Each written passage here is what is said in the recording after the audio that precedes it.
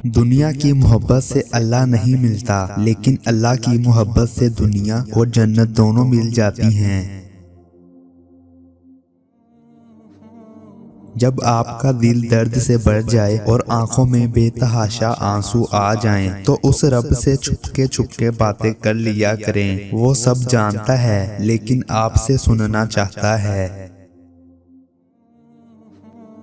जिंदगी की सबसे बड़ी सच्चाई एक कब्रिस्तान के बाहर लिखी थी। मंजिल तो मेरी यही थी, बस जिंदगी गुजर गई यहाँ आते आते। खाने में अगर कोई जहर घोल दे तो उसका इलाज है, मगर कान में अगर कोई जहर घोल दे तो उसका इलाज कोई नहीं।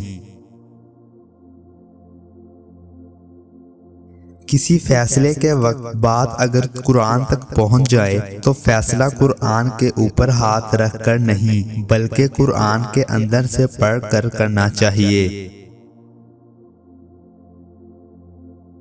बुरे दोस्तों से बचो, ऐसा ना हो कि वो तुम्हारा तारुफ बन जाएं।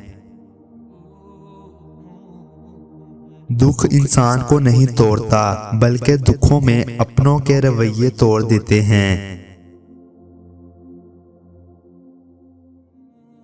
हमेशा सच बोलो, चाहे सच बोलने से तुम्हारी जान ही क्यों ना चली जाए।